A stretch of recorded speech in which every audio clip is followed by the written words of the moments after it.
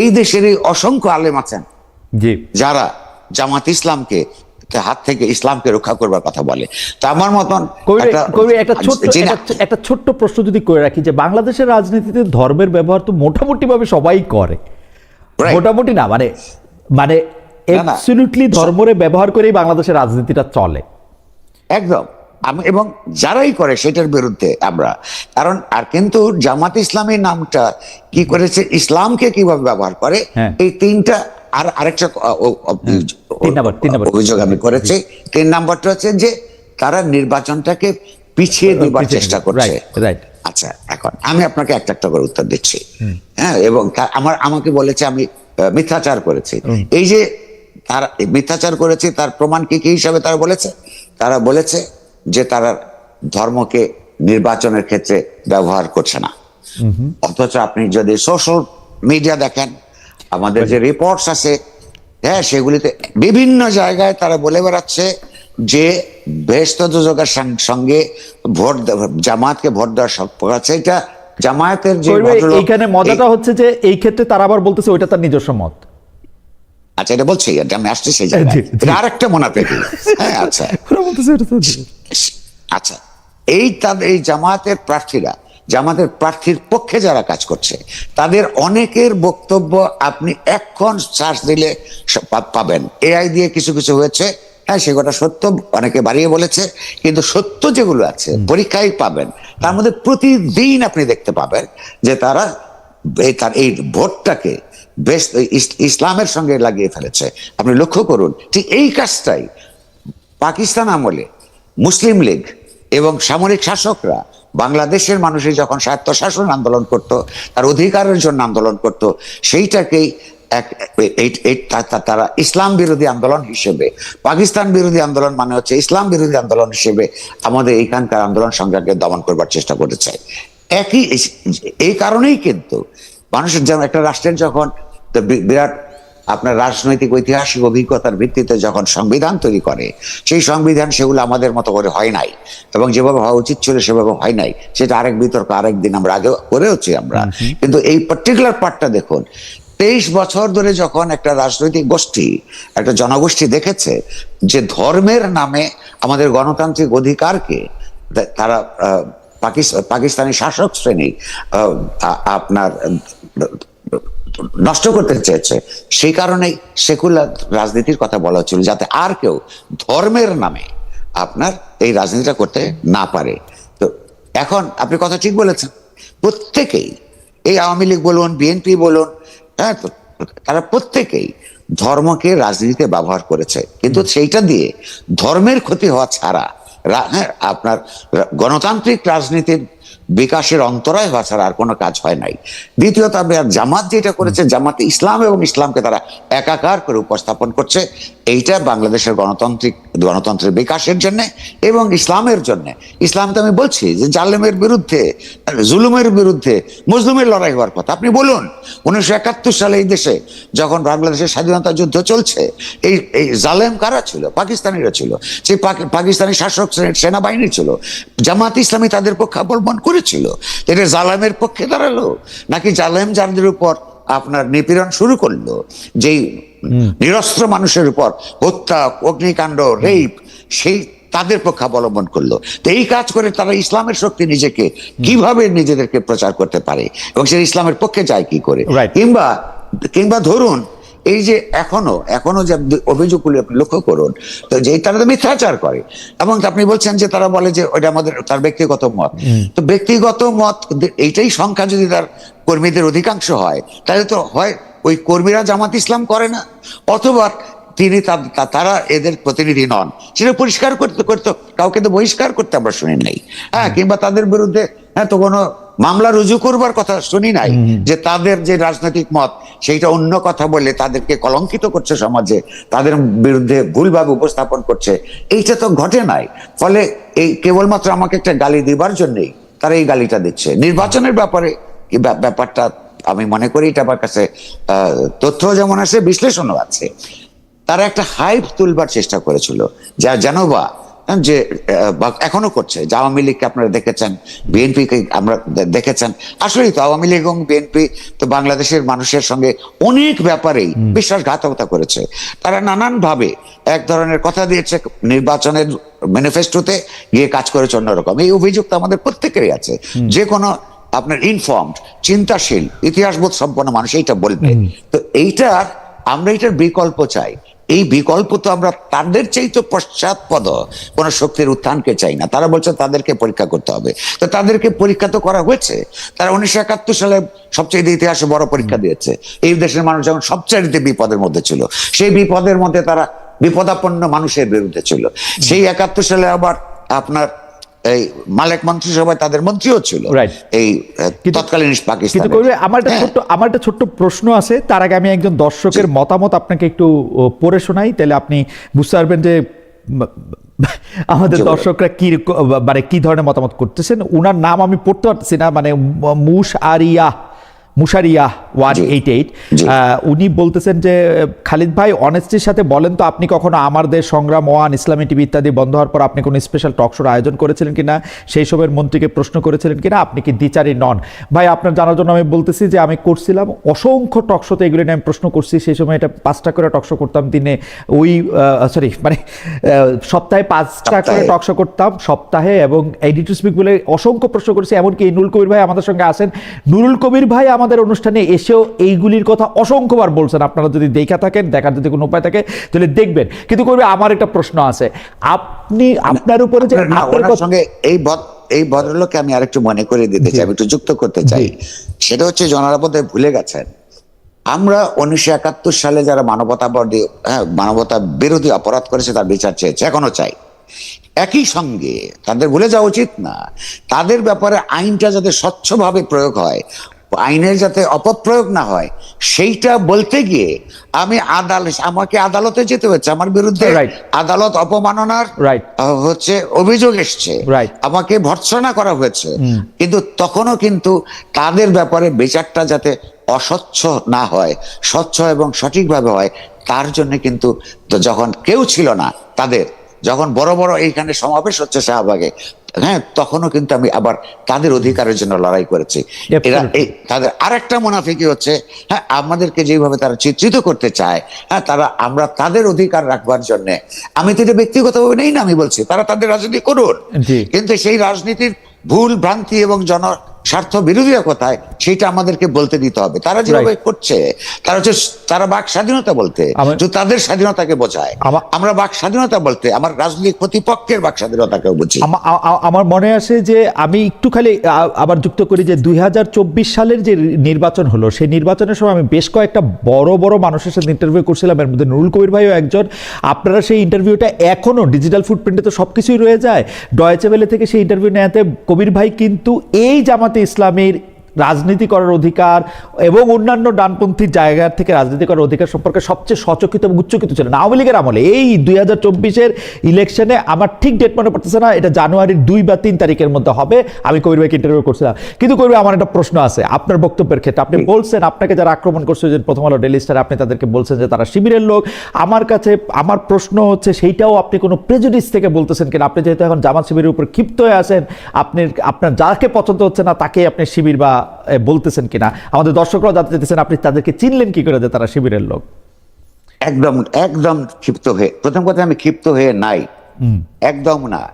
আমি এটাকে আদর্শগত লড়াই হিসেবে দেখি, এবং কোন ব্যক্তির ব্যাপারে কোন ক্ষিপ্ত হওয়া আমার অভ্যাসের মধ্যে পড়ে। আমি তো বললাম স্বভাবের মধ্যেই নাই, তাহলে তো আমি একটা মামলা করতে যেতাম। আচ্ছা, ইতিমধ্যেই যারা গ্রেফতার হয়েছে, সেই দিনকার যেইখানে ওইখান থেকে স্পট থেকে যারা আপনার ছবি তুলেছে এবং ভিডিও করেছে, ওইখানে যারা উপস্থিত ছিল তাদের 2-1 গ্রেফতার হয়েছে। তাদের ফেসবুক পোস্টে তাদের পরিচয় আছে, নিজেরাই দিয়েছেন। তাদের মধ্যেই শিবিরের কর্মীরা, একাধিক কর্মীর নাম আছে, যেটার সঙ্গে তারা নিজেরাই শিবির বলেন। সুতরাং আমি মোটেও না জেনে ভিত্তিহীন ভাবে রাগ থেকে, ক্ষোভ থেকে কোনো অভিযোগ করি না। আমি এটা এইভাবে এটা বলবো কিনা আমি জানি না। ওকে, সারা জীবনে আমার সবচাইতে প্রিয় 2টা ব্যক্তিগত পর্যায়ে 2টা মানুষ ছাড়া কারোর বিরুদ্ধে আমি কোনো ব্যক্তিগতভাবে রাগ করি নাই। আচ্ছা, তো প্রশ্ন হচ্ছে যে, আর ওই অভিযোগটা ছোট্ট করে আমি উত্তর দিয়ে দিচ্ছি, যে তারা নির্বাচন পেছাতে চান কি চান না, এটা তারা বলছেন আমাকে অসত্যবাদী বলে, যে তারাই ফেব্রুয়ারি মাসে প্রথম নির্বাচনের কথা বলেছিল। কথা সত্য, এই পর্যন্ত সত্য। এই যে, কিন্তু তাদের মুনাফিকি স্বভাব, বলবে একরকম, কিন্তু ওই পাশাপাশি সময়গুলিতে তাদেরই বক্তৃতা বিবৃতি, যার ধরেন তাদের এখন এই মুহূর্তের রাজনৈতিক প্রতিপক্ষ তার পুরনো বন্ধু বিএনপি সংস্কার বাদ দিয়ে কেন নির্বাচনের জন্য পাগল হয়ে গেছে, এইরকম অসংখ্যবার তারা এগুলো বলেছে। যত বছর লাগে সংস্কারটা শেষ করা উচিত, এগুলো তাদেরই বক্তব্য। তারা নিজেদের ফাইল খুঁজলেই তারা পাবেন। ওইটা যখন ফেব্রুয়ারিতে যেমন চেয়েছে, আবার আর ডিসেম্বরে অন্যরা চেয়েছে বলে আপনার তাদেরকে গালাগালও দিয়েছে। তো দুই নম্বর হচ্ছে তারা আসলে কেন পেছাতে চায়, একটা হলো তথ্য আর একটা বিশ্লেষণ। আপনি লক্ষ্য করুন যে হাইপ তুলেছিল তারা বুঝি বা ক্ষমতায় চলে যাচ্ছে। আচ্ছা, কিন্তু এই যে বিএনপির বিরুদ্ধে একটা অভিযোগ আছে না, এরা যখন ওই টেম্পু আর বাজার দখল করতে যায়, বিএনপির থেকে জামাত কিছু কিছু ব্যাপারে অনেক স্মার্ট পার্টি, পলিটিক্যাল পার্টি হিসেবে তারা তখন রাষ্ট্রের স্ট্র্যাটেজিক পয়েন্টগুলিতে তাদের লোক বসিয়েছে, আর চাঁদাবাজিও করেছে। হ্যাঁ, সেগুলো অনেক ভীষণ স্মার্টলি সেটা তারা করেছে। হ্যাঁ, সেগুলোর দরকার হলে আমরা, এটাও যদি মিথ্যা কথা হয়, হ্যাঁ, সেই দাবি করলে সেই প্রমাণ আমরা তুলে ধরবো সময় মতন। প্রশ্নটা হচ্ছে যে তারা বুঝতে পেরেছে এখন কয়েক মাস গেছে পরে যে বাংলাদেশ এখনো পর্যন্ত বাংলাদেশের অপরাপর যাবতীয় রাজনৈতিক দল, সংগঠন ইত্যাদির নানা ধরনের অন্তর্গত দুর্বলতা থাকা সত্ত্বেও বাংলাদেশের গোটা সমাজ, 18 কোটি মানুষের বৃহদাংশ এখনো পর্যন্ত জামাতের মতন রাজনৈতিক দলকে ক্ষমতায় দেখতে প্রস্তুত নয়, অর্থাৎ তারা ক্ষমতায় যেতে পারবে না। তাহলে কি করতে হবে তাকে? এই মুহূর্তে যেহেতু ডানপন্থী, তাদের প্রতি সহানুভূতিশীল ইউনূস সরকারের মধ্যে মন্ত্রী আছে, প্রশাসনের মধ্যে তাদের লোক আছে, ডিফ্যাক্টো ভাবে ক্ষমতায় থেকে আরো সুবিধা নেওয়া, তাদের রাজনৈতিক প্রতিপক্ষগুলোকে নানানভাবে আরো দমন করার জন্য যতটা সময় পায় তার জন্য ততটাই ভালো। ফলে সে প্রলম্বিত করতে চায়। এইটা খুব পরিষ্কার তথ্য হিসেবে আমি তো সাংবাদিক, তো আমি তো অ্যাপ্রেন্টিস রিপোর্টার থেকে সম্পাদক হয়েছি, ফলে আমাদের তো রিপোর্টারের সোর্স গুলি তো বন্ধ হয়ে যায় না। ফলে নানান জায়গায় সেই তথ্য হিসেবেও আমরা, এটা সরকার নিজেও জানে, সরকারের লোকেরা, সরকারের মধ্যে লোকেরা আমাকে জানিয়েছে যে তাদের কাজকর্ম, তাদের তৎপরতা, এগুলোর মধ্য দিয়ে বোঝা যায় যে তারা পথ করতে চায়। কেন পিছাতে চায়? তার কারণ হচ্ছে তারা জানে ক্ষমতায় যেতে পারবে না। ফলে যতদিন পর্যন্ত তারা এটা সুবিধাটা নিতে পারে সেটা তারা চায়। আর অন্য অপরাপর দলগুলির থেকে, এটা আমি জামাতের প্রশংসা করছি, তাদের তাড়াহুড়া কম। জামাতের তারা 50 বছর ধরে একটা বিপ্রতি পরিবেশের মধ্যে তারা কাজ করেছে। আবার সে খেয়াল করুন, থেকে গণ আন্দোলনের সঙ্গে অন্য পার্টিগুলির মত, অনেক বিশেষত আওয়ামী লীগের মতন, এরাই কিন্তু বিশ্বাসঘাতকতা করে তাদের পরিসরগুলো গেছে। 86 সালে তারা নির্বাচনে গেছে, 1986 সালে, যখন এদেশের ছাত্রী জনতা সেই নির্বাচনের বিপক্ষে ছিল। খেয়াল করুন, তারা তাদের সুবিধার বাইরে, হ্যাঁ, আপনার কখনই কাজ করার এই ব্যাপারে তারা স্মার্ট আছে। সেই স্মার্টনেসের জন্য শেষ পর্যন্ত তারা লাভবান হবে কি ক্ষতিগ্রস্ত হবে সেটা ইতিহাস নির্ধারণ করবে। সুতরাং আমাকে যে বললো তারা আমি মিথ্যাচার করলাম, এসব করেই তো সত্যি। আপনার কথা সত্যি ধরে নিয়ে করবে। আমি আপনাকে একদম মানে এই প্রশ্নটা করতে চাই যে ধরেন জামাত ক্ষমতায় যেতে পারবে না, এটা আপনি যেমন জানেন, ধরা যাক এটা যদি সত্য হয়, জামাতও জানে, এবং জামাত যে বারবার ক্ষমতা পিছাতে চাইতেছে, নির্বাচন পিছাতে চাইতেছে, সেটাও একটা কারণ। আপনি তো যুক্তি বুদ্ধি দিয়েই আপনি এটা বিবেচনা করলেন। তাইলে এটা জামাতের জন্য সবচেয়ে ভালো হইতো না বিএনপির সাথে তার পুরনো বন্ধুত্বটাকে একটু জাগিয়ে তুলে আবারও, এবং আপনি তার প্রশ্ন করলেন যে তার তাড়াহুড়া নাই, বিএনপির সাথে পুরনো বন্ধুত্বটাকে জাগিয়ে তুলে বিএনপির সহযোগী শক্তি হিসেবে থেকে আরো শক্তি সঞ্চয় করা এবং ক্ষমতার কাঠামোতে অংশ নিয়ে আর নিজেদেরকে আরো শক্তিশালী করা, যেমনটা তারা 2001 সালে করছিল, এটা তাদের জন্য ঠিক কাজ হইতো না? আমার এই প্রশ্নটা আমি এই কারণে করতেছি, কারণ আমি দেখতে পাইতেছি যে প্রথম আলো ডেলিশনের কথা আবার আসি, আমি জীবনে এরকম দেখি নাই যে বিএনপির আয়োজিত সভায় বা কোনো দলের আয়োজিত সভায়, মানে বিএনপির একজন ভারপ্রাপ্ত চেয়ারম্যান তিনি দেশে ফিরবেন, সেই সভার মধ্যে অংশগ্রহণ করে সম্পাদকরা কেন তারেক রহমানের আরো আগে আসা উচিত ছিল, তারেক রহমান আসলে দেশের কি হয়ে যাবে, এগুলি বলতে শুরু করছে। কারণ তারা দেখতে পাচ্ছে যে বিএনপি ক্ষমতায় আসতেছে। তো জামাতও তো এটা দেখা, জামাতেরও তো একই কাজ করা উচিত ছিল, তাই না? আচ্ছা দেখুন, এটা 2-3 ধরনের উত্তর আছে।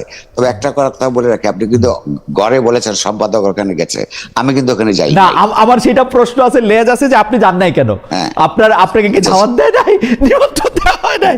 না, অত্যন্ত ভদ্রতার সঙ্গে দাওয়াত দিয়েছে। আচ্ছা। সেটা আপনাকে আমি বলছি। আচ্ছা, জামাতের কি করা উচিত ছিল আপনি প্রশ্ন করেছেন, এটা আসলে জামাতেই ভালো বুঝবে। না, জামাতের যে দলের শেডো, মানে বিএনপির পিছনে পিছনে থাইকে জাতীয় পার্টি যেমন নিজেদের আখের গুছায় নিছিল, জামাতের মতো করে এটা করতে পারতো কিনা, যেহেতু যারা জানে যে তারা নির্বাচনে জিতবে না? আচ্ছা, জামাতের কিন্তু তার জন্মের পর থেকে এখন এই পর্যন্ত ইতিহাসের বড় বড় বাকগলিতে বড় বড় ভুল করবার রেকর্ড আছে। ওকে। আপনি লক্ষ্য করুন, বাংলাদেশে এই এলাকার মানুষ, বিশেষত পূর্ব বাংলার কৃষকরা যখন পাকিস্তানের জন্য আন্দোলন করে, পাকিস্তানের দাবি যখন সবচেয়ে জনগণের দাবি, পপুলার দাবি, জনপ্রিয় দাবি, জামাত ইসলামী তখন পাকিস্তানের বিরুদ্ধে ছিল। হ্যাঁ, পাকিস্তান সৃষ্টি হওয়াটাকে জামায়াতের নেতা, তৎকালীন নেতা আপনার মৌলানা মওদুদি, এইটা পাকিস্তান একটা বাজে বস্তু হিসেবে আপনার তৈরি হচ্ছে, এবং জিন্নাহকে গালাগাল দিতেন। দেখুন, অথচ জনগণ ছিল পাকিস্তানের পক্ষে। আবার সেই পাকিস্তান যখন এই দেশের এই অঞ্চলের মানুষই সেখান থেকে মুক্তির জন্য নিজেদের রাষ্ট্র তৈরি করবার জন্য স্বাধীনতার যুদ্ধ করে 71 সালে, আবারও সে একটা আপনার জনস্বার্থ বিরোধী, জনগণের বিরুদ্ধে সে অবস্থান গ্রহণ করে। এই যে আপনার 1986 সালের নির্বাচন, তারপর স্বাধীন বাংলাদেশে, স্বাধীন বাংলাদেশে 86 যখন আওয়ামী লীগের নেতারা এখনো বোঝে কিনা যে 90 সালে তারা যে নির্বাচনে জিতে নাই, তার একটা প্রধান কারণ রাস্তায় এক সন্ধ্যার সময় বলেছে আগামীকাল যারা জাতীয় বিমান, এই কথা বলে পরের দিনে নির্বাচনে চলে গেছে। ওই কথাগুলো 90 সালের ইলেকশন পর্যন্ত এই দেশের মানুষ মনে রেখেছিল। তারা অপরাপর অন্যান্য কথা বাদ দিল। জামাত ইসলামও সেই রাস্তার জনগণের লড়াই বাদ দিয়ে ওখানে গেছে। এই যে এখনো এইবার এই যে একটা বিরাট ট্রানজিশনের সময়ে, হ্যাঁ, তার কিন্তু পুরনো অপরাধগুলিকে ধুয়ে মুছে মানুষের সঙ্গে মানবিক আচরণ করে, গণতান্ত্রিক আচরণ করে, হ্যাঁ, তার কিন্তু তার নিজের গা থেকে কিছুটা ময়লা দূর করবার চেষ্টা করতে পারতো। কিন্তু যে জামাতের ঐতিহাসিকভাবে ভুল করবার একটা প্রবণতা আছে। ইতিমধ্যেই জামাত শিবির বাংলাদেশের বিভিন্ন জায়গায় যে সন্ত্রাস তৈরি করেছে, ইতিমধ্যেই যে সমস্ত অসত্য কথা তারা মানুষকে বলে চলেছে, ইতিমধ্যেই ধর্মকে যারা উৎকটভাবে ব্যবহার করছে, এগুলির মধ্য দিয়ে আপনি বরং তার ব্যাপারে মানুষ ওই যে আওয়ামী লীগ বিএনপির বদলে তাকে পরীক্ষা করবে কিনা, ইতিমধ্যেই সে ভর্তি পরীক্ষা দিয়ে ফেলছে। এই পরীক্ষার মধ্য দিয়ে মানুষ বুঝতে শুরু করেছে যে ক্ষমতায় যাবার আগেই যদি তাদের এই অবস্থা হয়, তাহলে ক্ষমতার যদি রাষ্ট্র ক্ষমতা হাতে বলে তারা কি করতে পারে। জামাত আবার ভুল করলো, এই ভুল তারা ক্রমাগত করেই চলবে। করবে। আমি আরেকটা প্রসঙ্গ এখানে আনছিলাম, এটাও যদি একটু ছোট্ট করে। বিএনপির কথা বলছেন? হ্যাঁ, তারেক সাহেবের আগমন নিয়ে সম্পাদক সাহেবরা, জি, এটা একটু যদি বলতেন। ছোট্ট রেসপন্স আমি আসবো। ঠিক আছে, আপনার বিএনপি সঙ্গে তার বন্ধুত্বটা ঠিক বা আরো অগ্রসর হলো না কেন? দুটো কারণ। একটা হচ্ছে জামায়াত যেহেতু নিজেদের ব্যাপারে অতি কনফিডেন্ট হয়ে গেছিল, নিজেরাই পারবে বলে তাদের একটা ভুল ধারণা তৈরি হয়েছিল, সেটা যেমন ব্যাপার, তেমনি আপনার তার আবার পাশাপাশি তাদের সঙ্গে তারা যে এক ধরনের অ্যালায়েন্সে যেতে চায় না, এটা কিন্তু সত্য নয়। প্রথম দিকে তাদের কিন্তু সিট অ্যারেঞ্জমেন্টসের প্রস্তাব, হ্যাঁ, জামাত এটা প্রকাশ্যে স্বীকার করে না, বাট আমি তথ্য হিসাবে জানি এই প্রস্তাব নিয়ে দুই পক্ষ আলাপ করেছে, এটার মধ্যে সমঝোতা হয় নাই। এটা হলো এক, চেষ্টা তারা করেছে। দুই, এবং সেটা লক্ষণ আমরা দেখতে পাই যে জামাতের আমির এবং নায়েবে আমির লন্ডনে গিয়ে দেখা করে এসেছেন তারেক সাহেবের সঙ্গে, সেটাও আমরা দেখছি ওই সময়ের মধ্যে হয়তো এই তথ্য এসছে। হ্যাঁ, আচ্ছা, এটা যেমন একটা। তো এই জামাত যেমন নানান অপরাধ করেছে, অথচ অপরাধগুলির জন্য সে ক্ষমা চায় না, বরং সেগুলোকে নানানভাবে প্রলেপ দিয়ে আপনার ওইখান থেকে উদ্ধার পেতে চায়, বিএনপির কাছেও কিন্তু আমাদের সবার দাবি করা উচিত, আমি করেছি, যে এই যে জামায়াত যে তার এই আশ্রয় প্রশ্রয়ে, কখন আওয়ামী লীগের কিন্তু দীর্ঘতর সময় প্রায় 26-27 বছর তাকে যে প্রশ্রয় দিয়ে তাকে যে বিকশিত করবার প্রত্যক্ষ না হলেও অপ্রত্যক্ষ ভাবে পরোক্ষ অবদান রেখেছে, এখন তাকে গালাগাল দেয়, তার ওই ওই অতীত অন্যায় কিংবা ভুল তারা যেভাবে বলুক, সেইটার জন্য কিন্তু তার ক্ষমা চাওয়া উচিত। জামাতের শক্তি বৃদ্ধি তো হয়েছে, সত্য কথা, যে হ্যাঁ সেইটা যতটুকুই হোক না কেন, এই শক্তি বৃদ্ধির পিছনে জামায়াতের কথা বলছি, বিএনপির কিন্তু ভূমিকা আছে। বিএনপিরও উচিত যে হ্যাঁ তারা এই কাজটা অন্যায় করেছে, ভুল করেছে, হ্যাঁ সেইটা মানুষের কাছে স্বীকার করা, আর স্বীকার না করা পর্যন্ত আমি অনুরোধ করবো যে মানুষ যাতে তাদেরকেও ভোট না দেয়। ওকে কবির ভাই, আমি পরবর্তী প্রসঙ্গে আসি, সেটা আবার একটু রিপিটেশন হবে, কিন্তু দেশের মানুষের কাছে একটু প্রশ্ন করেছিলাম, দেশের সার্বিক আইন শৃঙ্খলা পরিস্থিতি নিয়ন্ত্রণে আছে মনে করছে নির্বাচন কমিশন। প্রিয় দর্শক, তাদের অবস্থান সঠিক বলে মনে করেন কিনা? শতকরা 14% মনে করেন তাদের অবস্থান সঠিক, শতকরা 86% মনে করেন সঠিক না। 32,000 দর্শক এখানে ভোট দিয়েছেন। কবির ভাই, আমি একটু সরকারের ভেতরে সরকারের প্রসঙ্গে আসি। আমরা দেখেছি যে মাহফুজ আলম সাহেব যখন বিদেশে আক্রান্ত হয়েছিলেন সরকারের উপদেষ্টা থাকাকালীন সময়, সেই সময় এনসিপির যে নেতা আছেন সে নাহিদ ইসলাম বলেছিলেন যে সরকারের ভিতরের সরকারের উপদেষ্টারাই কেউ কেউ তাকে হত্যাযোগ্য বা আক্রমণযোগ্য করে তুলেছে। পরেও সরকারের ভিতরে সরকারের কথা অনেকবার তারা বলেছে। আপনিও আপনার কথা আমি শুনছিলাম, আপনার সাক্ষাৎকার সম্ভবত মানজুর আল মতিনকে দেওয়া সাক্ষাৎকারে চ্যানেল 24-এ আপনি এরকম বলতেছিলেন যে সরকারের ভেতরের কিছু অংশ যে ওই সময় আসতে দেরি করেছে সেটা নিয়ে আপনার আর কোনো সন্দেহ নাই, এবং সরকারের ভিতরে এটা আছে। এই সরকারের ভিতরে সরকারটা আসলে কে, মানে কারা তারা? মানে সব জনাব নাহিদ ইসলাম, জনাব মাহফুজ আলম, এরা তো খোদ সরকারের মধ্যেই ছিলেন। এরা আবার এটা নামও বলতেছে না। এনসিপি আবার বারবার বলতেছে যে এই সরকারের অনেক কিছু, এনসিপি নেত্রী একজন, আমার নাম মনে পড়তেছে না, উনি বলছে যে এই উপদেষ্টাদের এইসব কিছু প্রকাশ করে দেওয়া হবে। এরা এই সরকারের ভিতরে সরকারটা আসলে কে, মানে কারা তারা? আর্মি, ডিজিএফআই, জি পুলিশ, যে আলাপটা করছি আমি, দেখুন দুটো, একটাও যে আমি যে ওইটা কথা বলেছি যে সরকার এটা হতে দিয়েছে, যে কারণ হচ্ছে আমি তো ওই ঘটনার একটা পর্যায়ে যখন আপনার ডেইলি স্টার অফিস প্রাঙ্গণে উপস্থিত হই, সেইখানে যখন এটা আপনার এই যে স্লোগান দিচ্ছে, তারপরে গাড়ি আসতে দিচ্ছে না, দমকল, তখন তো আমার অনেক মন্ত্রী সাহেবদের সঙ্গে ফোনে কথা হচ্ছিল। তারা অনেকে যে চেষ্টা করেছে তা নয়, কিন্তু দুটো ব্যাখ্যা আছে। একটা হচ্ছে যে তার আপনার কোনো নিয়ন্ত্রণ এই সরকারের কার্যকর নিয়ন্ত্রণের প্রশাসনের উপর নাই, কারণ হচ্ছে যে ওই যে নন পলিটিক্যাল লোক হইলে যা দাঁড়ায়। দ্বিতীয়ত হচ্ছে যে পরিমাণ সময় এখানে লাগলো, ততক্ষণ পর্যন্ত নিজেরা তারা ঘুষুর ঘাসুর করার পরিবর্তে আপনি লক্ষ্য করুন, তারপর গতকাল পর্যন্ত মানে আজকে এই সন্ধ্যা পর্যন্ত তথ্যমন্ত্রী কিংবা কি বলে স্বরাষ্ট্রমন্ত্রীকে তো ওই ক্ষতিগ্রস্ত এলাকায় গিয়ে তাদের সঙ্গে ভিজিট করতে দেওয়া যায় নাই। তারা এমন কি গুরুত্বপূর্ণ কাজ করেন যে দেশের দুইটা শীর্ষস্থানীয় পত্র পত্রিকার যেখানে আগুন দিয়ে পুড়িয়ে সাংবাদিকদের হত্যা করার চেষ্টা হলো, সেখানে তারা যেতে পারলেন না। তো এটা অনান্তরিকতারই এক ধরনের লক্ষণ, এবং ওইখানে ধীর গতিতে প্রশাসন রাষ্ট্র কাজ করছিল, তাতে বোঝা যায় এটা হতে দিয়েছে তারা, আমার এই ধারণা তৈরি হয়েছে। দ্বিতীয়ত হচ্ছে আপনাকে আরো সহজ করে দিতে চাই, আমরা যখন আহ্বান জানালাম সকল পেশার লোকদের কাছে যে তারা আমাদের সঙ্গে যারা সংহতি প্রকাশ করতে এলেন, সেখানে এনসিপির নেতা নাহিদ কিন্তু বলেছেন সরকারের একটা অংশ এটার সঙ্গে জড়িত। এখন প্রশ্ন হলো যে আপনি লক্ষ্য করুন যে এই প্রশ্নটা আপনি আমাকে করছেন, আমি আপনার মাধ্যমে অনুরোধ করব এই প্রশ্নটা ইনুস সাহেবকে নিজেকে করতে। কেন? ইনুস সাহেব নিজে বলেছেন যে ছাত্ররা তাকে অ্যাপয়েন্টমেন্ট দিয়েছে, মনে আছে আপনার? Right, absolutely. আচ্ছা, সেই ছাত্ররা এখন বলছে, ছাত্রদের প্রতিনিধি নাহিদ, যে সরকারের লোকেরা আপনার লোকেদের একটা অংশ এখানে আছে। তাহলে এখন কি সেই ছাত্ররা তো তাদের সঙ্গে নাই, মানে মন্ত্রী পরিষদে নাই, তাহলে এই অ্যাপয়েন্টমেন্ট যারা দিল তারাও চলে গেল, এখন যারা আছে এটা কার লোক?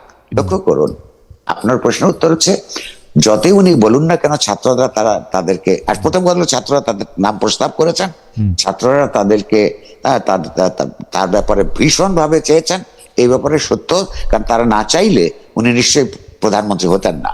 কিন্তু এই যে রাজনৈতিক যে বিশ্লেষণটা এই মন্ত্রী পরিষদের মাথায় থাকে না, ঘটনাটা কি হয়েছিল, বিভিন্ন রাজনৈতিক দল মত নির্বিশেষে সমস্ত মানুষের সম্মিলিত প্রয়াসের মধ্য দিয়ে একটা জাতিবাদী আওয়ামী লীগ স্বৈরতান্ত্রিক সরকারের পতনের পর যখন এই সরকার গঠনের কথা হলো, তখন তিনটা ফ্যাক্টরস কাজ করছিল। একটা হলো তখনও রাজনৈতিক দল হিসেবে অসংগঠিত এনসিপির নেতৃবৃন্দ, সমন্বয়ক। অন্যদিকে হচ্ছে তখনও পর্যন্ত বিরোধী দল হিসেবে বিএনপি, তারপরে বামপন্থী, ডানপন্থী, অপরাপর রাজনৈতিক দল, তারা সবাই একসাথে তার ব্যাপারে একটা অন্তর্বর্তীকালীন সরকার করার সিদ্ধান্ত নিয়েছিল। তারা যদি সেদিন তাকে না মানতেন তাহলেও কিন্তু হতো না। এবং এইটাকে ফ্যাসিলিটেট করেছিল সেনাবাহিনী শীর্ষ নেতৃত্ব। এই তিনটা যদি একসাথে না হতো তাহলে সেই দিন তার নেতৃত্বে এই সরকার প্রতিষ্ঠিত হতো না। এবং এটা নিয়ে যদি আরো গন্ডগোল হতো বা সময়ক্ষেপণ হতো, আমার অনুমান তখন একটা মিলিটারি টেক ওভার হতো। এবং ওই পরিস্থিতিতে মিলিটারি টেক ওভার হলে এইটা খুব বেশি মানুষ আশ্চর্য হতো না। তাহলে এই যে ইউনূস সাহেব, যে তার যে রাজনৈতিক ন্যায্যতা, আর সরকারের ক্ষমতায় থাকার যে রাজনৈতিক ন্যায্যতা তৈরি হচ্ছে এই সমস্ত আন্দোলনের শক্তিদের সমন্বিত সমর্থনের ভিত্তিতে, ফলে তাদের রাজনৈতিক কর্মকাণ্ডকে গড় করে তাকে যে একটা রাষ্ট্র পরিচালনার ক্ষেত্রে নীতিমালা প্রণয়ন করতে হতো এবং তার রিফ্লেকশন যদি পড়তো, সবাই যদি সন্তুষ্ট থাকতো, তাহলে তো আজকে যে নিরাপত্তাহীনতা তৈরি হচ্ছে এটা হতো না। এখন তারপরে উনি সরকার গঠনের সময় আপনি লক্ষ্য করুন তাদের অধিকাংশ হচ্ছে আওয়ামী লীগ আমলে উনি নিপীড়নের শিকার হয়েছেন। এই সরকারের অধিকাংশ হচ্ছে প্রতিদিন তিনি যখন আপনার কোর্টে হাজিরা দিতে যেতেন, তার সঙ্গে কিছু লোকজন থাকতো, আপনার মনে থাকবার কথা। সেই সঙ্গে থাকার লোকজন একটা বিরাট অংশ এখন মন্ত্রী পরিষদে উনি নিজের লোক ভেবেছেন। তিনি যেটা বোঝেন নাই যে অনেকেরই আলাদা রাজনীতি আছে। আবার জামাতের কোটায়, বিএনপির কোটায়, কিছু হইলো অন্য মধ্যপন্থীদের কোটায়, তো সেখানে লোকজন আছে। কিন্তু মুশকিল হইলো তার যে কোটার থেকে যারা যাকে পাঠিয়েছে তাদেরও রাজনৈতিক দৃষ্টিভঙ্গি পরিষ্কার নয়, ফলে একটা হযবরল অবস্থা তৈরি হয়েছে। এবং সবচেয়ে বড় কথা, এইটার সুযোগ নিচ্ছে যারা সবচেয়ে সংগঠিত শক্তি, অথচ ক্ষমতায় যাবে না বা যেতে পারবে না। মানে তাদের জন্য এটা একটা যখন রাষ্ট্র যখন অ্যাসার্ট করে না নিজেকে, এই যে নিরাপত্তাহীনতার তৈরি হয়েছে, রাজনৈতিক অস্থিতিশীলতা, অর্থনৈতিক অস্থিতিশীলতা, ব্যবসা বাণিজ্যের যে প্রতিকূল পরিস্থিতি তৈরি হয়েছে, এই একটা নৈরাজ্যমূলক পরিস্থিতিতে শুধু তাদেরই লাভ হয় যারা দূরপ্রসারী চিন্তা আছে রাজনৈতিকভাবে। আমার এখনো ক্ষমতার সময় হয় নাই, এই যে যতক্ষণ পর্যন্ত এমন অবস্থা আছে তার মধ্য দিয়ে যতটুকু আমরা তাদের রাজনীতিকে এগিয়ে নিতে পারি, সেটা করতে গিয়েও আমি বলবো তারা ভুল করছে। তারা যে সন্ত্রাসী তৎপরতা সারা দেশে চালাচ্ছে, বিশ্ববিদ্যালয় ক্যাম্পাসগুলোতে ছাত্র শিবিরের পুরনো ব্যবহার, আচার ব্যবহারের কারণে, কারণ ওরা যখন দুর্বল থাকে ভীষণ বিনয়ী থাকে, তারা সুন্দর করে কথা বলে। তো ওই পুরনো আচার ব্যবহার দেখে এই সাধারণ ছাত্রছাত্রীরা তারা ছাত্রলীগের চাইতে কিংবা ছাত্র দলের চাইতে কিংবা অপরাপর সংগঠনগুলির চাইতে তাদেরকে ভালো মনে করেছে, ভোট দিয়েছে। আগামী 1 মাসের মধ্যেই যদি এই সমস্ত ক্যাম্পাস আবার ভোট হয়, আমি আপনাকে লিখে দিচ্ছি ছাত্র শিবির পাশ করবে না।